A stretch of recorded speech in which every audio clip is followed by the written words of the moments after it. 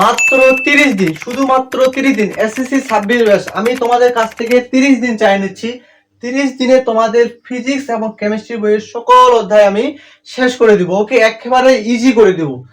Hello SSC batch 2026, আমি তোমাদের 30 দিনে পদার্থ এবং রসায়ন বই যে তোমাদের শর্ট সিলেবাসে যে চ্যাপ্টারগুলো আছে, এই শর্ট সিলেবাসের চ্যাপ্টারগুলোতে আমি সকল সিকিউ এর সমাধান ভিডিও নিয়ে আসব। এবং এই 30 দিনের মধ্যে 15 দিন থাকবে তোমাদের হচ্ছে পদার্থ বইয়ের ক্লাস, এবং 15 দিন থাকবে তোমাদের রসায়ন বইয়ের ক্লাসগুলো। এবং এই ক্লাসগুলো হবে অবশ্যই শর্ট সিলেবাসে, তোমাদের এসএসসি 26 পরীক্ষায় যে চ্যাপ্টারগুলো থেকে প্রশ্ন হবে। এখন ভাইয়া এখানে কি কি পড়াবো, বা এই ক্লাসগুলো কাদের জন্য? মনে করো তোমরা কোনো জায়গা থেকে কোর্স কিনো নেই, আমি তোমাদের বলতেছি অনলি ফ্রি, একেবারে ফ্রি ক্লাস নেবো আমি তোমাদের। তোমরা যারা এখনো কোনো কোর্স কিনো নাই, অথবা তোমরা প্রাইভেট পড়ছো কিন্তু তোমাদের প্রাইভেটের স্যারগুলা কি বেসিক গুলা পড়াইছে কিন্তু তোমাদের সিকিউ সমাধান করেনি, ভাইয়া আমি তোমাদের সিকিউ সমাধানের ক্লাস নিয়ে আসব। ওকে, তোমাদের পদার্থ এবং রসায়ন যে শর্ট সিলেবাস আছে, শর্ট সিলেবাসে তোমাদের যে বোর্ড বিগত সালে যে কোশ্চেন গুলো আসে, ওই কোশ্চেন গুলো সকল প্রশ্ন আমি তোমাদের ধরে ধরে সলভ করে দেবো। এবং কি তোমাদের যে বোর্ডের যে কমন সিকিউ বলতে কি, মনে করো যে সৃজনশীল গুলা একটা করলেই মনে 2-3টা সৃজনশীল করা হয়ে যাবে। দেখবা যে তুমি যখন তোমাদের টেস্ট পেপারটা খুলে দেখবা, টেস্ট পেপারে দেখবা যে সৃজনশীলের মধ্যে মিল আছে, মিল খুঁজে খুঁজে আমি তোমাদের এমন ভাবে তোমাদের সৃজনশীলের ক্লাসগুলো করাবো যেটা তোমাদের একটা সৃজনশীল করলে 2-3টা সৃজনশীল হয়ে যায়। এইভাবে আমি তোমাদের সকল অধ্যায়ের সৃজনশীলগুলো করাই দেবো। যে সৃজনশীলগুলো তোমরা যদি একবার ভালো করে করো, তাহলে তোমাকে বোর্ড পরীক্ষায় মানে কখনো তোমরা থামবা না অ্যান্সার করতে। ওকে, তোমরা তো দেখতেই পাচ্ছ আগের মতো নাই, না পড়ে পাস ভাই হয় না, বুঝতেছো? এসএসসি 25 বেস দেখছো, কয়দিন আগে তোমাদের বড় ভাই এসএসসি 25 বেস রেজাল্ট দিল, রেজাল্টের কি একটা অবস্থা, বুঝতে পারতেছো কিনা? সেভাবে আমাদের পুরো প্রস্তুতি নিতে হবে এবং ভালো করে পড়তে হবে। কিভাবে পড়বো?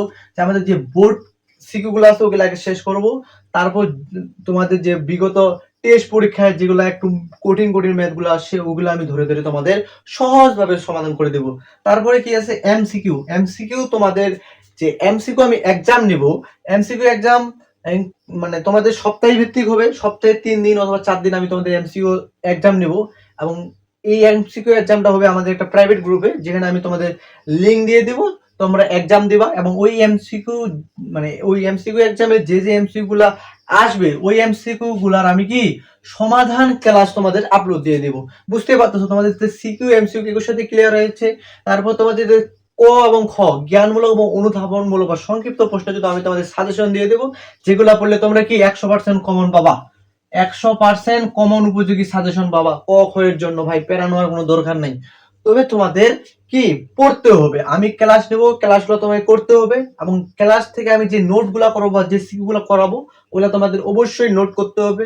এবং আমি যে সৃজনশীল করাইছি ওই টাইপের বাকি সৃজনশীলগুলো তোমাকে প্র্যাকটিস করতে হবে। মনে রাখবা, যত বেশি প্র্যাকটিস করবা তত বেশি তুমি আগাই থাকবা। তুমি যদি প্র্যাকটিস না করো ভাই, তুমি কখনো পাবে না। পৃথিবীর কোনো টিচারই খারাপ পড়ে না, বুঝছো? যে কোনো টিচারই তোমাকে ভালো পড়াবে।